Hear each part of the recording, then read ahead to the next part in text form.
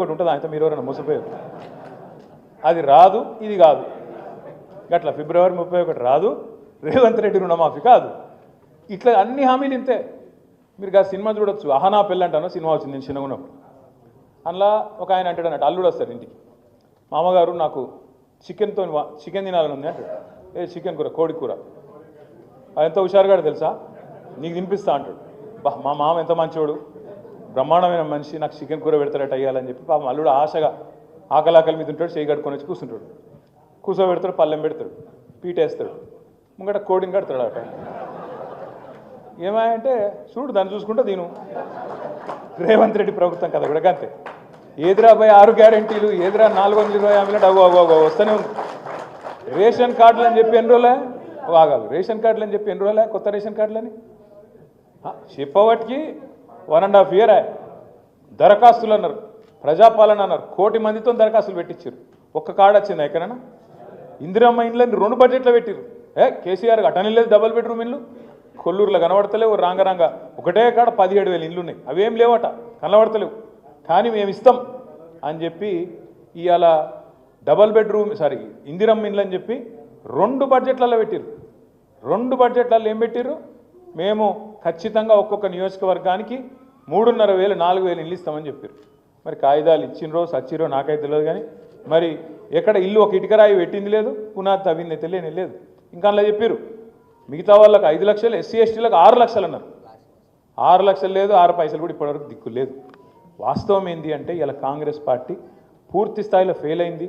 Negative పాలిటిక్స్తోని పేదవాడి మీద తన ప్రతాపం చూపెట్టి ఇచ్చిన మాట నిలబెట్టుకోక ఇప్పటికే కాంగ్రెస్ ఖతమైపోయే పరిస్థితి వచ్చింది. ఇలా శ్రీరామ్ రెడ్డి గారు, నరోత్తమ్ రెడ్డి గారు గొప్ప మాట అన్నారు. ఏమన్నాడు ఆయన? కేసీఆర్ ఉన్నప్పుడు గల్లా ఎగిరేసుకొని తిరిగే విధంగా పనిచేసినాం సర్పంచులు అని. ఆయన చెప్పుడే కాదు, కేంద్ర ప్రభుత్వం ఇచ్చే అవార్డులు, పంచాయతీరాజ్ దినోత్సవం నాడు ఇచ్చే అవార్డులు మొత్తం భారతదేశంలో మన జనాభా 3% కంటే తక్కువ ఉంటుంది తెలంగాణ. కానీ 3% కంటే తక్కువ ఉన్న తెలంగాణ దేశ జనాభాలో 30% అవార్డులు ఉత్తమ పంచాయతీలకు గెలుచుకున్నది కేసీఆర్ గారి నాయకత్వంలో. అది కాదా, ఏదన్నా ఒక రాష్ట్రంలో ఈ భారతదేశంలో ప్రతి పల్లెకు ఒక నర్సరీ ఉన్న ఊరు చూపెడతారా? నాకు ఒక రాష్ట్రం చూపెడతారా ఈ దేశంలో? ప్రతి పల్లెకు ఒక నర్సరీ, ప్రతి పల్లెకు ఒక పల్లె ప్రకృతి వనం. జనరల్గా పార్కులు హైదరాబాద్లో ఉంటాయి, పట్టణాల్లో ఉంటాయి. కానీ కేసీఆర్ గారి నాయకత్వంలో ప్రతి పల్లెలో, ప్రతి పల్లెటూరులో ఒక పార్కు కట్టినాం, పల్లె ప్రకృతి వనం. ప్రతి గ్రామంలో ఒక డంపింగ్ యార్డు, ఒక శ్మశాన వాటిక, ఒక రైతు వేదిక, అందరికీ ఇంటింటికి నీళ్లు, ఎక్కడ పోయినా చెట్లతోని పచ్చదనం స్వాగతం పలికే విధంగా ఏర్పాట్లు.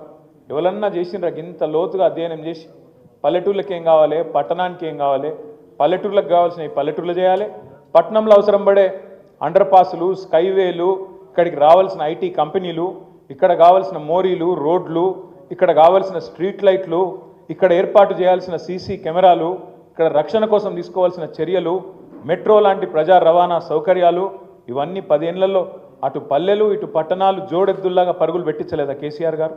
అటు అభివృద్ధిని ఇటు సంక్షేమాన్ని రెండింటిని కలుపుకొని తీసుకపోలేదా? అందుకే నేను మిమ్మల్ని ప్రార్థించేది, నేను మీతో విజ్ఞప్తి చేసేది, జరిగిన నష్టం ఎన్నికల్లో మన ఓటమితోని మనకు తక్కువ జరిగింది, తెలంగాణ సమాజానికి ఎక్కువ జరిగింది. ఇది అక్షర సత్యం, ఇది వాస్తవం. ఇప్పుడు రాబోయే ఎన్నికల్లో మనం గెలవడం అనేది మన కోసం కాదు, నిజంగా కూడా చెప్తున్నా. తెలంగాణ సమాజానికి మళ్ళీ తిరిగి కేసీఆర్ గారిని ముఖ్యమంత్రి చేసుకోవడం అనేది ఒక చారిత్రక అవసరం. మళ్ళొక్కసారి జరిగిన ఈ నష్టాన్ని పూడ్చుకునే బాధ్యత తప్పకుండా తెలంగాణ సమాజం మీద, మనందరి మీద కూడా ఉన్నది. తెలంగాణ సమాజం అంటే అన్నదమ్ములు మనోళ్ళు బయట వాళ్ళు చూసుకుంటారు, మాకేందని మనం ఇంట్లో అంటే కష్టమవుతుంది. ఖచ్చితంగా ఏప్రిల్ 27 నాడు ఇక్కడికి వచ్చిన ప్రతి ఒక్కరూ, మరి మన ఇంటి పండుగ అది, మన పార్టీ 24 ఏళ్ళు పూర్తి చేసుకొని 25వ సంవత్సరంలో అడుగు పెడుతున్న ఒక అద్భుతమైన సందర్భం. ఈ రాష్ట్రంలో అంటే తెలంగాణ అయినాక తెలంగాణలో, ఇదివరకు ఉమ్మడి ఆంధ్రప్రదేశ్లో స్వాతంత్రం వచ్చిన 78 సంవత్సరాల్లో ఎన్నో రాజకీయ పార్టీలు పుట్టినాయి, ఎన్నో పోయినాయి. కానీ విజయవంతంగా నిలదొక్కున్నాయి కేవలం 2 పార్టీలు. ఒకటి ఆనాడు స్వర్గీయ ఎన్టీ రామారావు గారు స్థాపించిన తెలుగుదేశం పార్టీ ఒకటైతే, రెండవది మరి తెలంగాణ ఆత్మగౌరవాన్ని ఆకాశ స్థాయికి తీసుకుపోయి స్వరాష్ట్రాన్ని సాధించిన గులాబీ జెండా మన నాయకుడు కేసీఆర్ గారి నాయకత్వంలో రెండోది. ఈ రికార్డు ఎవరు చెరపలేరు. ఎన్టీఆర్ గారి రికార్డుని ఎవరు కొట్టలేరు, కేసీఆర్ గారి రికార్డును కూడా ఎవరు తారుమారు చేయలేరు. కేసీఆర్ గారి ఆనవాళ్లను తుడి చేస్తానని ఎవరన్నా అనుకుంటే ఆయన కర్మ, అది ఆయన అజ్ఞానం తప్ప ఇంకోటి కానే కాదు. మనకు రేవంత్ రెడ్డినో ఇంకొకరినో తిట్టాల్సిన అవసరం లేదు. మనం అనవసరంగా వాళ్ళ మీద నోరు వారేసుకొని మన నోరు ఖరాబ్ చేసుకునే అక్కర కూడా లేదు. మనం చేయాల్సిందల్లా ఒక్కటే, నిజంగా తెలంగాణ ప్రజలకు ఎవరైతే మేలు జరుగుతుంది, ఎవరైతే తెలంగాణ రైతుకు మేలవుతుంది, ఎవరైతే తెలంగాణలో ఉన్న యువతకు మేలవుతుంది, ఎవలకు తెలంగాణ మీద ఎక్కువ ప్రేమ ఉంటుంది, ఈ చర్చ మనం గల్లీ గల్లీలో పెట్టాలి. ఎవరి వల్ల తెలంగాణ మహిళకు లాభం అవుతుంది, ఎవరి వల్ల తెలంగాణలోని పేదలకు లాభం అవుతుంది, ఈ చర్చ పెట్టాలి. ఈ సందర్భంగా ఇంకో పార్టీని కూడా మనం మర్చిపోవద్దు. భారతీయ జనతా పార్టీ 11 ఏళ్ళ మోడీ గారు ప్రధానమంత్రి అయి దేశంలో మతం పిచ్చి లేపుడు తప్ప, మతం పేరు మీద ఇచ్చగొట్టుడు తప్ప, మతం పేరు మీద హిందూ ముస్లిం అని చెప్పి ఆగం చేసుడు తప్ప చేసిందైతే ఏమీ లేదు. నిన్న మొన్న మీరు చూసింటారు, మొత్తం ప్రపంచ ర్యాంకులలో ఎన్నో వివిధ రకాల రంగాల్లో వెనుకకు పోతూ ఉన్నాం. రేవంత్ రెడ్డి గారి నాయకత్వంలో తెలంగాణ ఎట్లా వెనుకకు పోతుందో బడేబాయ్ మోడీ నాయకత్వంలో కూడా వెనుకకు పోతూనే ఉన్నది తప్ప ముంగట పడ్డదైతే కొత్తగా ఏం లేదు.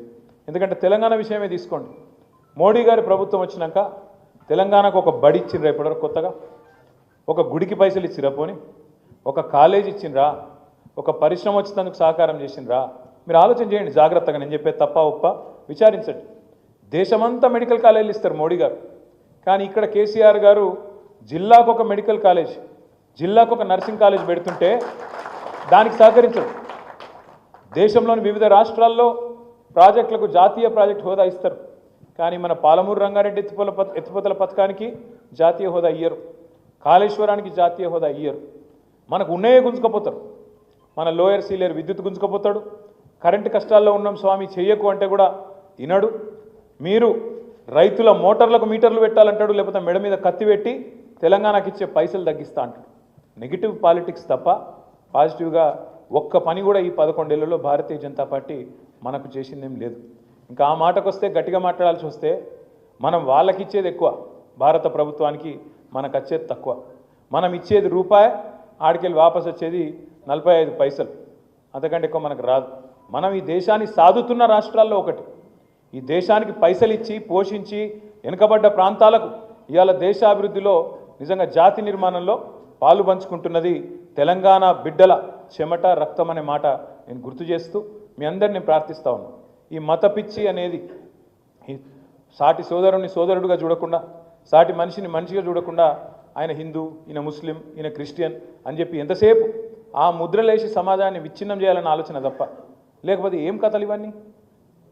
ఒక ఆయన మాట్లాడుతాడు బీజేపీ ఆయన, హిందూ ఖత్రేమే అంటాడు.